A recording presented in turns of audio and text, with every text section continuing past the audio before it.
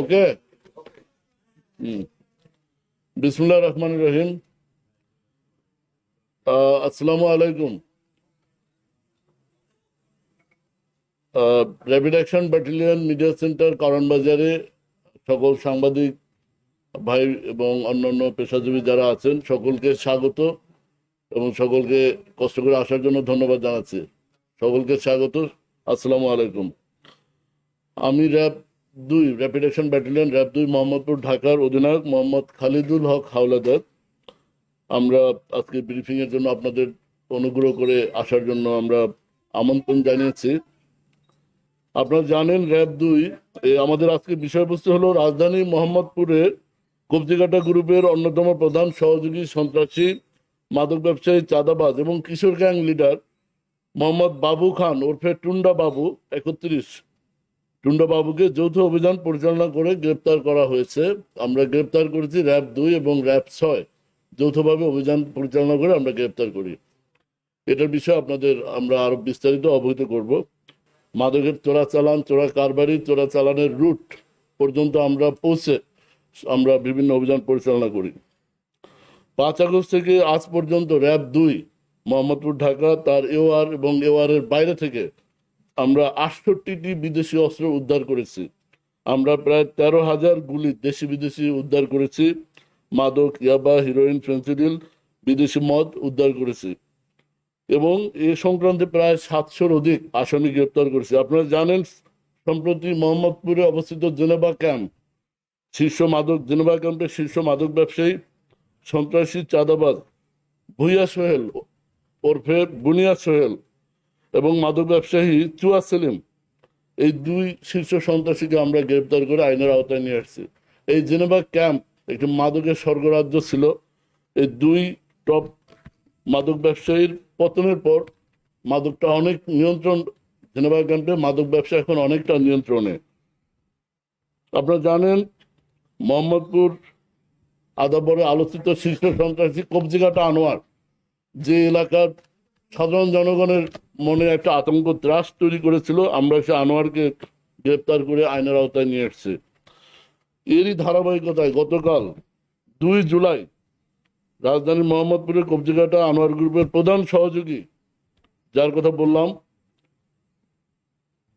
সন্ত্রাসী মাদক ব্যবসায়ী কিশোর গ্যাং লিডার বাবু খান ওরফে টুন্ডা বাবুকে নড়াইল জেলার লোহাগড়া থানাধীন সিএনবি বাজার এলাকা থেকে র্যাব 2 এবং র্যাব 6 যৌথ অভিযান করে গ্রেপ্তার করে। এই টুন্ডা বাবু এর বিস্তৃত ইতিহাস আপনারা জানেন। গত 18 ফেব্রুয়ারি 2025-এ শ্যামলী হাউজিং এর 2 নং প্রজেক্ট থেকে এই টুন্ডা বাবুকে আমরাই র্যাব 2 গ্রেপ্তার করেছিলাম। ওই সময় সামুরাই, ছুরি এবং কিশোর গ্যাংয়ের সদস্যের সাথে সে প্রায় শোডাউন করত। এই 2 তারিখে তার একটা শোডাউন ছিল এবং বিভিন্ন চ্যানেল তার এই যে চাঁদাবাজি সন্ত্রাসী কার্যকলাপের শোডাউনের ভিডিও নিয়ে আপনারা অনুসন্ধানী রিপোর্ট প্রকাশ করেছিলেন এবং এই রিপোর্ট ফুটেজ সামাজিক যোগাযোগ মাধ্যমে ভাইরাল হয়। আমরা আগে থেকেই তার উপর নজরদারি রেখেছিলাম। গত 24 ফেব্রুয়ারি আমরা তাকে গ্রেপ্তার করি এবং তার বিরুদ্ধে আইনগত ব্যবস্থা গ্রহণ করে বিজ্ঞ আদালতে প্রেরণ করা হয়। কিন্তু দুঃখের বিষয় 2 মাস 10 দিন পরে 5ই মে সে আবার ছাড়া পায় এবং ছাড়া পেয়ে এলাকায় এসে সে একইভাবে আবার সেই পূর্বের যে সন্ত্রাসী কার্যকলাপ, কিশোরগঞ্জকে নেতৃত্ব দেওয়া, মাদক ব্যবসায় চাঁদাবাজি এবং কবজিকাটা আনোয়ারের অনুপস্থিতিতে তার শূন্য জায়গা পূরণ করার জন্য সে আরো দ্বিগুণ বেগে এলাকায় সন্ত্রাসী কার্যক্রম শুরু করে।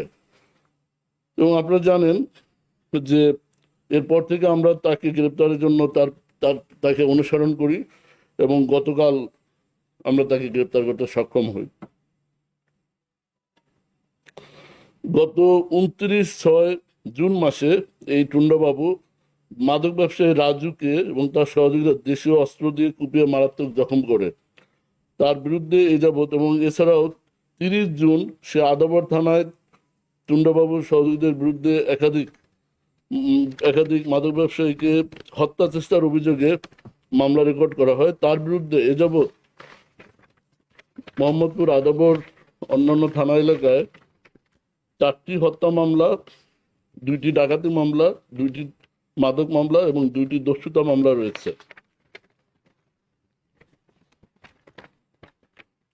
প্রাথমিক জিজ্ঞাসাবাদে টুন্ডাবাবু আমাদের জানায় যে কবজিঘাটা আনোয়ারের সাথে তার এক পর্যায়ে সুসম্পর্ক গড়ে ওঠে এবং সে আনোয়ারের রাইট হ্যান্ড হিসেবে সে কাজ করা শুরু করে। আনোয়ারের নির্দেশে মোহাম্মদপুর, আদাবর এবং পার্শ্ববর্তী থানা এলাকায় চাঁদাবাজি, মাদক ব্যবসা, ভূমি দখল, ভূমিদস্যু, হত্যা চেষ্টা, ডাকাতি, ছিনতাই, চুরি এসব অপকর্ম সে করে বেড়াতো। তার সবচেয়ে বড়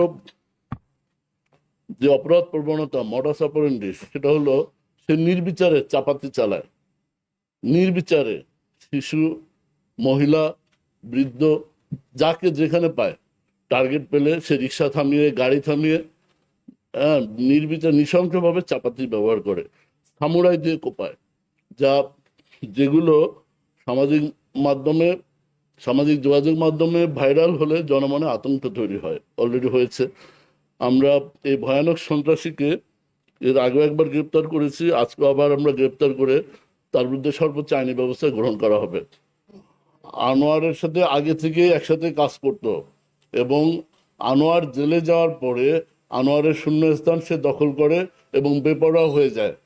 পরবর্তীতে তাকেও আমরা গ্রেপ্তার করি। আনোয়ার এখনো ভিতরে জেলে আছে, জেল হাজতে বিচারাধীন আছে এবং তাকে, টুন্ডাবাবুকেও আমরা গ্রেপ্তার করে জেল হাজতে আইনি প্রক্রিয়ায় প্রেরণ করি। বাট সে 2 মাসের মাথায় আবার জামিন নিয়ে চলে আসে। এসে সে হারানো জায়গায়, হারানো কর্তৃত্ব, হারানো অপরাধ সাম্রাজ্য পুনরুদ্ধার এবং যারা জেলে থাকা অবস্থায় যারা তার কথায় চাঁদা দেয়নি তাদের উপরে অত্যাচার এবং তাদের উপরে সে প্রতিশোধমূলক আক্রমণ, কোপানো, ওদের ভাষায় যেগুলো, যে এগুলো অপরাধগুলো সংগঠিত করে।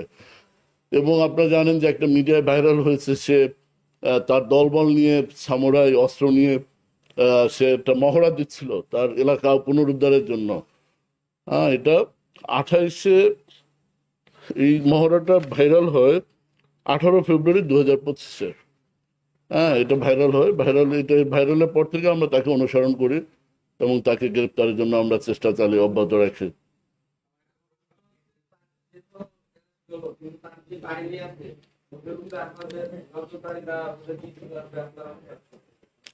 শুধু টুন্ডাবাবু নয়, আইনের প্রয়োগের জন্য যারা অপরাধে জড়িয়ে পড়বে, যারা অপরাধ কার্যক্রম, অপরাধ সংগঠন করবে, যারা অপরাধমূলক কার্যক্রম করবে, শান্তি শৃঙ্খলা রক্ষা করবে, তাদের বিরুদ্ধে আমরা আইনগত ব্যবস্থা গ্রহণে ন্যূনতম শিথিলতা প্রদর্শন করি নাই, করবো না।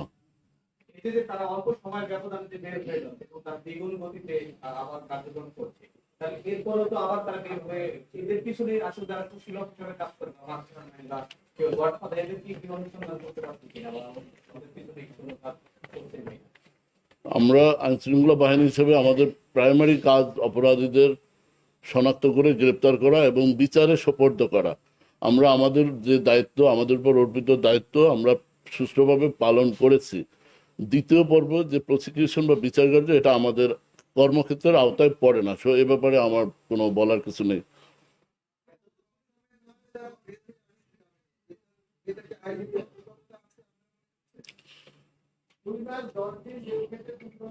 5 দিন।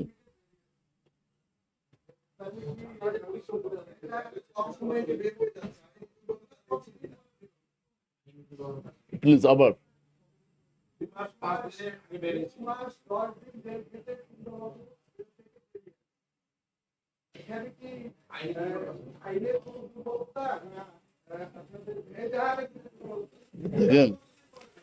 দেখেন আমরা শীর্ষ সন্ত্রাসী যারা সমাজে জনমনে আতঙ্ক তৈরি করে, যারা দিনে দুপুরে চাপাতি, সামুরাই দিয়ে এলোপাথারি মহিলা, পুরুষ, স্কুলগামী ছেলে মেয়ে, যুবকদের যারা কুপিয়ে সর্বস্ব, মোবাইল, টাকা পয়সা ছিনিয়ে নেয়, ছিনতাই করে দিনে দুপুরে, তাদেরকে গ্রেপ্তার করে যথাযথ আইন অনুযায়ী মামলা দিয়ে আমরা বিচারে সোপর্দ করেছি। আমাদের কাজ এতটুকুই। এর পরের হলো দ্বিতীয় অংশ হলো প্রসিকিউশন বা বিচার।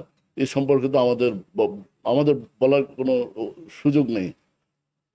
আসামিদের কোনো রাজনৈতিক পরিচয় আছে কিনা? না, এই সন্ত্রাসী টুন্ডাবাবুর কোনো রাজনৈতিক পরিচয় নেই। তবে 5 আগস্ট পূর্ববর্তী সময়ে টুন্ডাবাবু, কবজিকাটা আনোয়ার এবং তাদের যারা প্রশ্রয় আশ্রয় দিত তাদের রাজনৈতিক পরিচয় ছিল।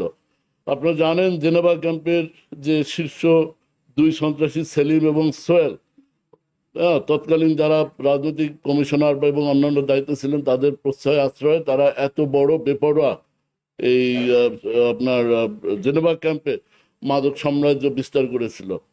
তো এখন এই টুন্ডাবাবুর রাজনৈতিক পরিচয় আগে থাকলেও থাকতে পারে, বাট এখন আমাদের কাছে রাজনৈতিক পরিচয় মুখ্য নয়। আমাদের কাছে স্রেফ সন্ত্রাসী হিসেবে বিবেচিত, আমরা সেই হিসেবে তার বিরুদ্ধে আইনগত ব্যবস্থা গ্রহণ করেছি। ধন্যবাদ। প্লিজ।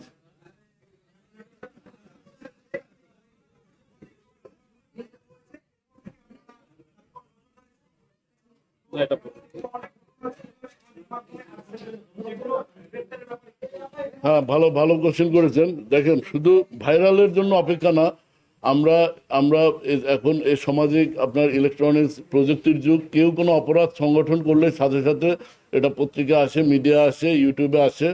আমরা যারা অপরাধী আমরা তাদেরকে অনুসরণ করি। আপনারা জানেন এ যাবৎ 700-র অধিক এই অপরাধীকে, মাদক ব্যবসায়ী, সন্ত্রাসী, চাঁদাবাজ মোহাম্মদপুর আদাবর এলাকা থেকে আমরা গ্রেপ্তার করেছি এবং 20টির অধিক কিশোর গ্যাংকে আমরা ডিসম্যান্টেড করেছি। এখন মোহাম্মদপুরে কোনো কিশোর গ্যাং নেই। যারা আসে মাঝে মাঝে এসে এরা ছিনতাই করে চলে যায়। মাদকের সেই জেনেভা ক্যাম্পের যে মাদকের অভয়ারণ্য সেটা নেই, আমরা বন্ধ করেছি। কিছু খুচরা পর্যায়ে মাদক বিক্রি হয়, আমরা নজরদারিতে রেখেছি। যারা এই বিক্রির সাথে জড়িত আমরা পেলেই তাদেরকে আইনের আওতায় নিয়ে আসবো।